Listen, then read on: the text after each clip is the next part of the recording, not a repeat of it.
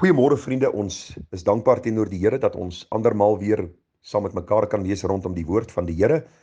Nou kan u glo dis alweer Saterdag en ja, so 'n bietjie 'n rustiger dag vir die meeste van ons en ook 'n dag waar ons dagtaakies kan afhandel in en om die huis en dan ook gereed kan maak vir ons erediens die Sondag waar ons kan saamkom om dan die Here te loof en te prys as gemeente. Mag die Here vir u ryklik seën vandag.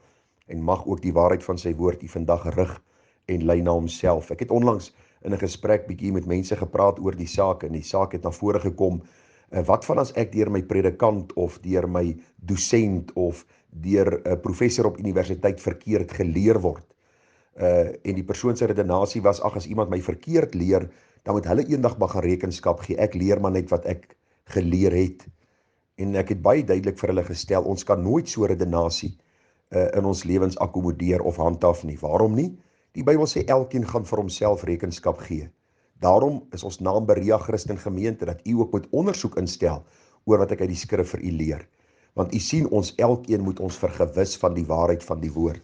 Beteken dit ons moet elke boodskap krities na luister en eintlik fout soek in die boodskap? 1000-mal nee, dis glad nie wat die Here bedoel nie.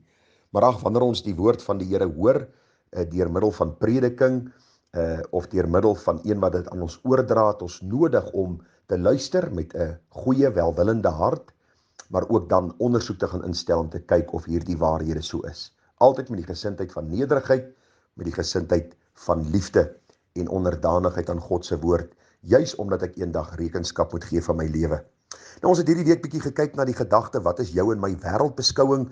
Ons het maandag stilgestaan by waar kom ek vandaan, dinsdag waarom is ek hier, woensdag wat is die probleem met hierdie wêreld en donderdag wat is die oplossing vir die probleem in hierdie wêreld. En dan het ons Vrydag gekyk na die korte begrip deel 1 en ons het die vraag beantwoord, die gedagte wat na vore gekom het, wat moet ek of hoeveel dinge is vir my nodig om te weet dat ek volkome getroostsalig kan lewe en sterwe, en onthou die 3 antwoorde, dat ek moet besef hoe groot my sonde en ellende is, ook van al my sondes en ellende verlos kan word, en dan ook hoe ek God vir so verlossing dankbaar kan wees. Nou, vanmôre gaan ons stilstaan by die tweede deel, en dit gaan maar handel oor die gebooie wat die Here in sy woord opgeteken het.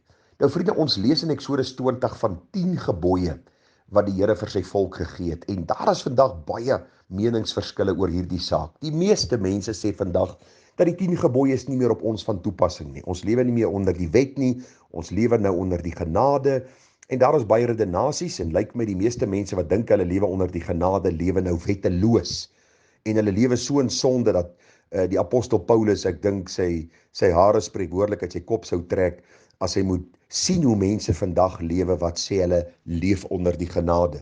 Paulus sê, baie duidelik in die woord van die Here, daar in Romeine 6 vers 1 en 2, hy sê, wat sal ons dan sê? Sal ons in die sonde bly dat die genade meer kan word? Hy sê nee, stellig nie. Ons wat die sonde afgesterf het, hoe kan ons nog daarin lewe? Dis asof Paulus wil uitroep, hoe kan jy, as jy sê jy lewe onder die genade, nog aanhou in jou sonde? En vriende, dis waar die wet inkom. As ons kyk na die wet, dan sien ons daar's 'n tweeledige doel met die wet van die Here wat vir ons gegee is. In die eerste plek sien ons baie duidelik dat die wet vir ons gegee is as 'n tugmeester na Christus. Met ander woorde, ons sou nie ons sonde raak gesien het as God nie sy wet vir ons daar gestel het nie. Want God sê in die wet vir ons baie duidelik, dan mag geen ander gode voor ons wees nie. En as ons dit nie verstaan het uit die woord van die Here nie, sou ons nie gered kon word nie. Die Here sê ons mag nie steel nie, ons mag nie moor nie, en ons ken al die gebooie, en dis die tugmeester na Christus. En dan vir hulle wat by Christus uitgekom het, want u sien, ons kan die wet nie onderhou nie. Die Bybel sê as ons in een opsig gestruikel het, dat ons in die totale wet gestruikel, en dan staan ons skuldig aan die hele wet. Daarom het Christus die wet volkome onderhou, sodat ons as sondaars wat dit nie kan onderhou nie, in hom verlossing kan ontvang, en dan sy lewe van regverdigheid, en sy lewe van heiligheid, en sy lewe van sondeloosheid, deelagtig kan word by redding. Nou sê die Bybel vir ons, as ons gered geword het, as ons tot bekering gekom het, as ons die nuwe lewe ontvang het, is die wet nou vir ons 'n rigtingwyser, hoe ons dan voortaan moet lewe. Daarom bely ons Sondag, dat ons moet die Here ons God lief hê met ons hele hart, met ons hele siel, met ons hele verstand. Dis die eerste en die groot gebod, en die tweede wat hiermee gelyk staan, jy moet jou naaste lief hê soos jouself. So ons gaan bietjie in die volgende paar dae stil staan by hierdie groot gedagte, want u sien dit beïnvloed ook ons wêreldbeskouing. As ons die wet van God nie reg verstaan nie, gaan dit ons wêreldbeskouing beïnvloed. Dan gaan ons dinge sien op 'n manier wat God dit nie vir ons in die woord laat opteken het nie, en dan gaan dit ons verwar, en ons gaan ook verwarrend optree wanneer ons antwoorde moet gee in bepaalde situasies. Nou so inleidend wil ek net vir u sê, vriende, dat die wet van die Here bestaan uit 2 tafels. Ons praat dan van die 10 gebooie. En dis verdeel basies in 2 hoofgedagtes. Die eerste hoofgedagte is die gedagte dat ons die Here ons God moet lief hê met ons hele hart en met ons hele siel, met ons hele verstand. En dit vind ons in die eerste 4 gebooie. En ons gaan een vir een van hulle hanteer in die dae wat kom. En dan die tweede hoofgedagte van die wet is dat ek my naaste moet lief hê soos myself. U sal sien, dit word saamgestel 4 en 6. Die uitvloeisel van 'n liefde vir God is dan 'n liefde vir my naaste.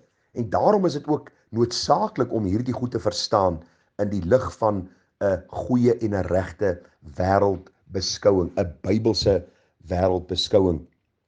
Nou vriende, die doel is dat ons dan daarna gaan kyk om ons gedagtes te rig in die waarheid van God se woord, om dan ook te sien hoe moet ek optree in die eerste plek teenoor hierdie God aan wie ek behoort, en dan hoe dit 'n direkte invloed sal hê op die mense om my. Ons praat van die vertikale en die horisontale verhouding. As die vertikale verhouding reg is, sal die horisontale verhouding dan ook reg uitwerk.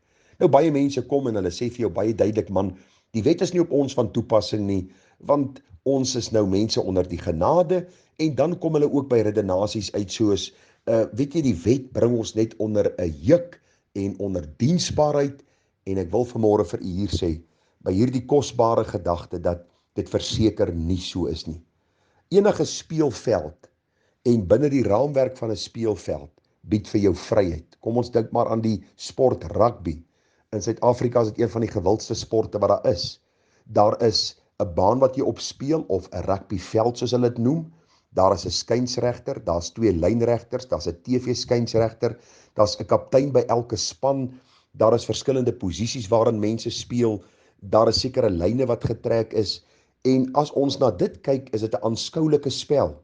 Neem al die reëls weg, neem al die wette weg, neem al die rolspelers weg, en ek wil vir u sê, daar sal oorlog op daardie veld wees. Dieselfde wanneer dit kom by God se gebooie. As ons nie verstaan die doel waarom God dit gee, en ook die praktiese implikasie op ons lewe nie, sal ons in chaos verval. Dan beteken dit al die lyne in my lewe is basies weggetrek, en die speelveld is oop vir elkeen wat maar sy opinie wil gee. En ek wil vir u sê, dit bring chaos. Dit bring verwarring. Dit bring 'n verkeerde wêreldbeskouing. Daarom sit mense met so baie vrae, soos byvoorbeeld die Here sê, ek moet hom lief hê met my hele hart en my naaste soos myself. En dan begin mense met 'n redenasie, wie is my naaste? En dan hou hulle aan met verskillende redenasies, in plaas van om te sê, God sê ek moet my naaste lief hê soos myself, maar bo alles, die Bybel sê ek moet my vyande lief hê. So as ek nie kan uitkom by die antwoord, wie is my naaste nie, dan word my vyande ook daarbey ingesluit. Verstaan u die gedagte? Die wet van die Here is vir ons gegee met 'n bepaalde doel, sodat ons dan ook kan lewe om die Here te verheerlik. Dis vir my so kosbaar as ek die Ou Testament en die Nuwe Testament saam lees, dat al 2 testamente is gegee vir ons, sodat ons die God van die Bybel beter kan leer ken. Die God van die Ou Testament is die God van die Nuwe Testament, een en dieselfde God, een en dieselfde waarheid, en die kosbaarheid van hierdie waarhede sal ons raak sien in die dae wat voorlê, wanneer ons 'n bietjie deur die 10 gebooie gaan werk, juis om ons wêreldbeskouing en ons perspektief van hierdie wêreld vanuit 'n Bybelse oogpunt beter te sien, beter te verstaan, om die Here dan ook beter te verheerlik. Nou mag die Here u opgewonde maak vir die paar dae wat voorlê, en dat u en ek deur die bril van die Bybel na hierdie 10 gebooie kan kyk. Sien hoe dit in die Nuwe Testament dan ook vir ons verduidelik en verklaar word, en hoe dit ook ons lewens kan verryk, en ons kan lei op die weg van heiligmaking, om meer te word soos die Here Jesus Christus self. So onthou nou, wat voorlê vir ons vir die week wat voorlê, is die kosbare gedagtes oor, dat ons uit die korte begrip sal sien, waarom die Here vir ons die wet gegee het, en hoe dit op ons lewens van toepassing is. Mag die Here vir u ryklik seën by die antwoord van sy woord, mag hy u hart opgewonde maak om dan te luister, te verstaan, ondersoek in te stel en hom welbehaaglik te wees. 'n Mooi en geseënde dag vir u. Mag die Here vir u ryklik seën met al die geestelike seëninge in Christus Jesus ons Here. Mooi dag verder en seën en liefde vir u. En as die Here ons spaar, sien ons mekaar dan ook môre by die kerk. Tada!